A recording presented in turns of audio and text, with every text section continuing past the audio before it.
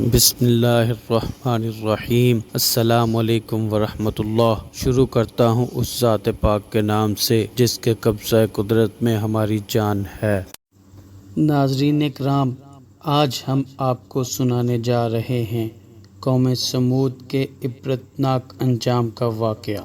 قوم سمود کا نام قوم سمود کے ایک بزرگ سمود بن جیشر کے نام پر تھا۔ یہ لوگ عرب کے مغربی اور شمالی علاقوں میں آباد تھے۔ قوم سمود کا دارالحکومت الحجر تھا۔ یہ بہت ہی مضبوط اور محنتی لوگ تھے جو کہ میدانی علاقوں میں محل تعمیر کرنے کے ماہر تھے۔ اس کے علاوہ پہاڑوں کو کاٹ کر ان میں وسیع و عریض محلات اور بڑے بڑے قلعے بنانے میں بھی مشہور تھے۔ قوم سمود کی بنائی ہوئی عمارتوں کے آثار آج بھی مدائن صالح میں موجود ہیں، جو کہ قوم سمود کے فن تعمیر میں مہارت کا ثبوت ہیں۔ ایک روایت میں ہے کہ نبی اکرم صلی اللہ علیہ وآلہ وسلم نے غزوہ تبوک کو جاتے ہوئے راستے میں صحابہ کرام رضی اللہ تعالیٰ عنہ کو ایک کنواں دکھایا اور بتایا کہ یہ وہ کنواں ہے جس میں سے حضرت صالح علیہ السلام کی اونٹنی پانی پیتی تھی۔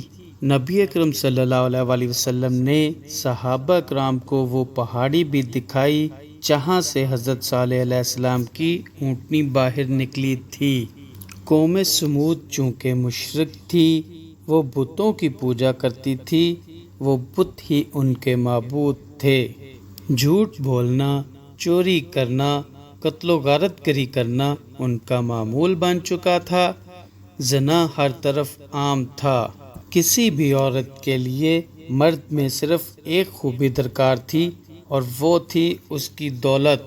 غریبوں کا استحصال ہوتا تھا، ان کے حقوق چھین لیے جاتے تھے اور بے جا ظلم کیے جاتے تھے۔ غرض یہ کہ دنیا کی ہر برائی قوم سمود میں گھر کر چکی تھی، لیکن ان سب کے درمیان ایک ہستی ایسی بھی تھی جس کے منہ سے نہ کبھی کسی نے جھوٹ سنا تھا، نہ اس ہستی میں کوئی برائی تھی۔ تمام لوگ ان کا بہت احترام کرتے تھے کیونکہ وہ انتہائی نیک انسان تھے، اور وہ تھے پیغمبر خدا جناب حضرت صالح علیہ السلام۔ ایک آپ علیہ السلام ہی تھے جو پوری قوم میں ایک خدا کو مانتے تھے اور اسی کی عبادت کرتے تھے۔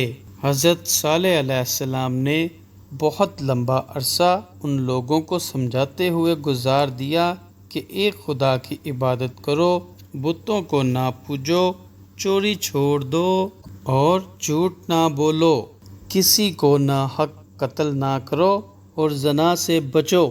پر آپ علیہ السلام کی باتوں کا کسی پر کوئی اثر نہ ہوتا تھا، یہاں تک کہ آپ علیہ السلام کی ساری جوانی تبلیغ اسلام میں گزر گئی اور بڑھاپا کے آثار نمودار ہونا شروع ہو گئے۔ آپ علیہ السلام اکثر اللہ پاک سے فریاد کیا کرتے تھے کہ یا اللہ پاک، تو سب سے بڑا ہے اور تو ہی عبادت کے لائق ہے، تیرا کوئی شریک نہیں۔ یا اللہ پاک، تو میری قوم کو ہدایت دے، یہ ناسمجھ ہیں، ان کو سمجھ عطا فرما اور دین کی سچی روشنی عطا فرما۔ ایک دن آپ علیہ السلام ایسے ہی اللہ پاک کے سامنے سجدہ ریز تھے کہ اللہ پاک کے حکم سے حضرت جبرائیل علیہ السلام حاضر ہوئے اور اللہ کا پیغام پہنچایا کہ اے صالح علیہ السلام، ہم نے تم کو اپنا پیغمبر بنا لیا ہے، آج سے تو میرا پیغمبر بن کے لوگوں کو دعوت دیا کرے گا۔ حضرت صالح علیہ السلام پہلے تو گھبرائے کہ لوگ تو پہلے ہی میرے خلاف ہیں، اب اگر میری نبوت کا سنیں گے تو اور خلاف ہو جائیں گے، لیکن پھر اللہ کا نام لے کر واپس آبادی کی طرف چل دیے۔ چونکہ آپ علیہ السلام آبادی سے دور جا کر اللہ تعالیٰ کی عبادت کیا کرتے تھے، اس لیے آبادی میں واپس آ کر آپ علیہ السلام نے سب سے پہلے اپنے گھر والوں کو اسلام کی دعوت دی اور پھر ساری قوم کو اکٹھا کر کے بتایا کہ اللہ پاک نے مجھے نبی بنا دیا ہے، آؤ میں تمہیں اللہ کے دین کی دعوت دیتا ہوں۔ لوگو، اللہ ایک ہی ہے، وہی خدا ہے اور وہی معبود ہے، اسی کی عبادت کرو کیونکہ وہی تو ہے جو عبادت کے لائق ہے۔ لوگو، بتوں کی پوجا چھوڑ دو اور ایک اللہ کو مان لو۔ یہ سن کر کچھ لوگ تو اسی وقت ایمان لے آئے، لیکن وہ بہت تھوڑے لوگ تھے اور زیادہ تر غریب لوگ تھے۔ باقی لوگوں نے حضرت صالح علیہ السلام کا مذاق اڑایا اور کہا کہ صالح، کیا تم ہم سے زیادہ سمجھدار ہو اور کیا ہم سے زیادہ امیر ہو؟ اگر اللہ نے کوئی نبی بنانا ہوتا تو ہم میں سے بناتا، تمہیں ہی نبی کیوں بنایا؟ آخر تم میں ایسی کیا خوبی ہے؟ اصل بات یہ ہے کہ اب تم ہم پہ سرداری کرنا چاہتے ہو، ہم پر اپنا حکم چلانا چاہتے ہو، پر ہم ایسا نہیں ہونے دیں گے۔ حضرت صالح علیہ السلام نے فرمایا کہ میں کوئی سرداری نہیں چاہتا اور نہ ہی تم پر کوئی حکم چلانا چاہتا ہوں، میں تو بس تم لوگوں کو اللہ تعالیٰ کا پیغام پہنچا رہا ہوں اور قہر الہی سے تمہیں بچانا چاہتا ہوں۔ نہ میں نے کبھی دولت مند ہونے کا دعویٰ کیا ہے اور نہ ہی سمجھدار ہونے کا، اور باقی رہا نبوت کا معاملہ تو وہ اللہ بہتر جانتا ہے کہ کسے دینی ہے۔ میرا تو فرض ہے آپ لوگوں کو سمجھانا، سمجھ جاؤ گے تو فائدے میں رہو گے۔ یہ سن کر وہ سب لوگ ہنسنے لگ گئے اور بولے، کون سے قہر کی بات کرتے ہو؟ کیسے آئے گا عذاب؟ تو آپ علیہ السلام نے فرمایا، عذاب الہی میں تمہاری عیش و آرام چھین لیا جائے گا، یہ مال و دولت، یہ سکون سب ختم ہو جائے گا۔ یہ سن کر قوم سمود کے سرداروں نے حضرت صالح علیہ السلام کا خوب مذاق اڑایا اور کہا کہ ہمارے خدا یعنی بت ایسا نہیں ہونے دیں گے۔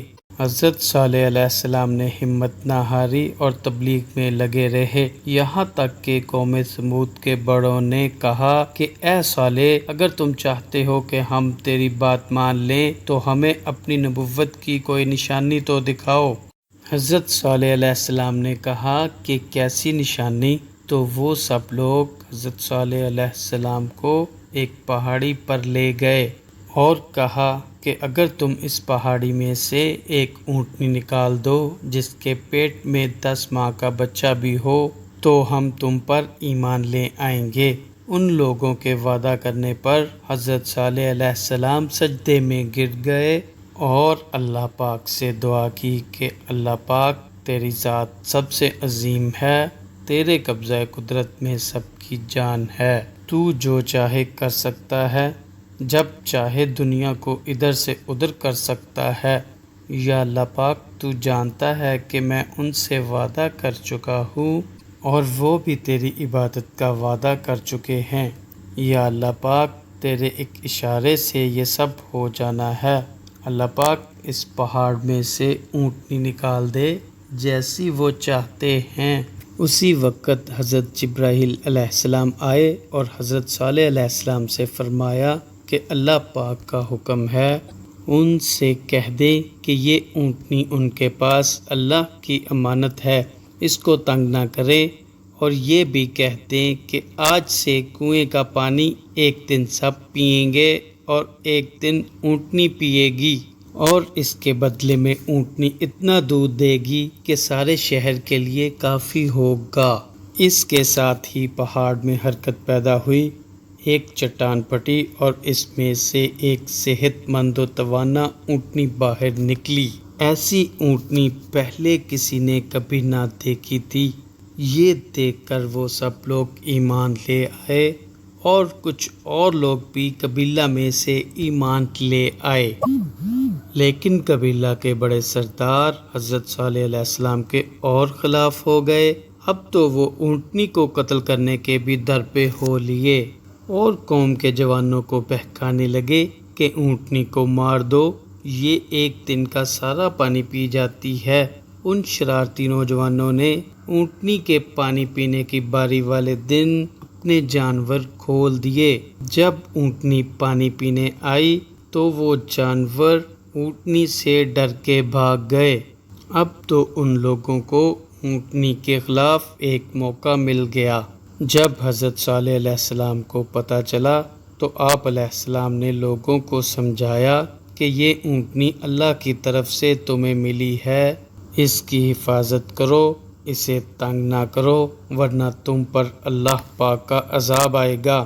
لیکن وہ لوگ باز نہ آئے اور اپنی قوم کے جوانوں کو مال و دولت کے ساتھ ساتھ خوبصورت لڑکیوں کا لالچ بھی دیا کہ اگر تم اونٹنی کو مار دو تو جس لڑکی کو چاہو لے لینا۔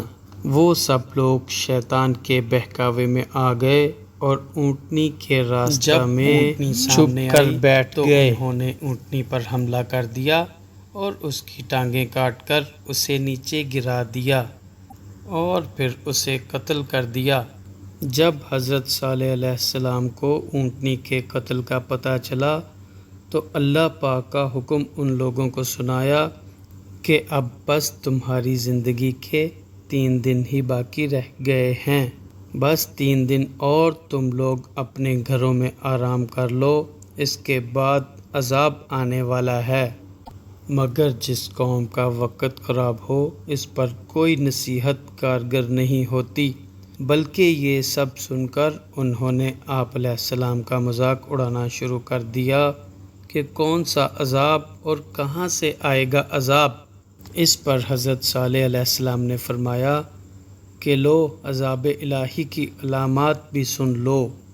کل جمعرات کے دن تم سب کے چہرے سخت زرد ہو جائیں گے، مرد و عورت، بوڑھا بچہ، کوئی بھی اس سے نہیں بچ سکے گا جو کہ اللہ پر ایمان نہیں لایا۔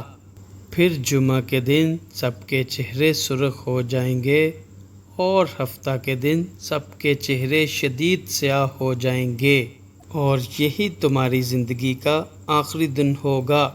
اس بدبخت قوم نے یہ سب سن کر توبہ کرنے کی بجائے یہ فیصلہ کیا کہ آپ علیہ السلام کو ہی قتل کر دیا جائے۔ یہ فیصلہ کر کے وہ لوگ حضرت صالح علیہ السلام کو قتل کرنے کے ارادے سے ان کے گھر کی طرف گئے، لیکن اللہ تعالیٰ نے راستے میں ہی پتھر برسا کر انہیں ہلاک کر دیا۔ پھر جب جمعرات کی صبح ہوئی تو سب کے چہرے ایسے زرد ہو گئے کہ جیسے ان پر گہرا زرد رنگ پھیر دیا گیا ہو۔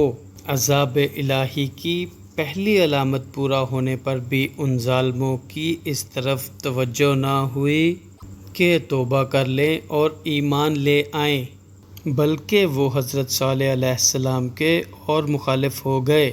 بالآخر دوسرا دن آیا اور سب کے چہرے سرخ ہو گئے اور تیسرے دن سخت سیاہ ہو گئے۔ اب تو سب یہ انتظار کرنے لگے کہ عذاب کیسے اور کدھر سے آتا ہے۔ اسی حال میں زمین سے ایک شدید زلزلہ آیا اور اوپر سخت ہیبت ناک چیخ اور شدید آواز پیدا ہوئی جس سے ان سب کے کلیجے پھٹ گئے اور وہ سبھی مر گئے۔ اس عذاب سے پہلے ہی حضرت صالح علیہ السلام اپنے ساتھیوں کے ساتھ وہاں سے کہیں اور چلے گئے تھے۔ عذاب الہی ختم ہونے کے بعد حضرت صالح علیہ السلام واپس آئے اور فرمایا، اے لوگو، میں نے تمہیں بہت سمجھایا تھا، عذاب الہی سے بھی ڈرایا تھا، لیکن تم لوگ اپنی حرکتوں سے باز نہیں آئے اور آخر کار اپنے انجام کو پہنچے۔ اس کے بعد حضرت صالح علیہ السلام وہاں سے کہیں اور چلے گئے۔ اس طرح قوم سمود اپنے عبرت ناک انجام کو پہنچی۔ ہم مسلمانوں پر ہمارے پاک پیغمبر حضرت محمد صلی اللہ علیہ وآلہ وسلم کی وجہ سے اللہ پاک کا خاص کرم ہے کہ ہم پر اجتماعی عذاب الہی وارد نہیں ہوتا، ورنہ ہمارے حالات تو ان قوموں سے بھی برے ہیں جن پر عذاب آیا تھا۔ اللہ پاک ہمیں گناہوں سے بچائے اور اپنے نیک بندوں میں شامل کرے، آمین۔ پیارے دوستو، اگلی ویڈیو تک کے لیے آپ سب سے اجازت چاہتا ہوں۔ اللہ پاک ہم سب کا حامی و ناصر ہو۔ السلام علیکم ورحمۃ اللہ۔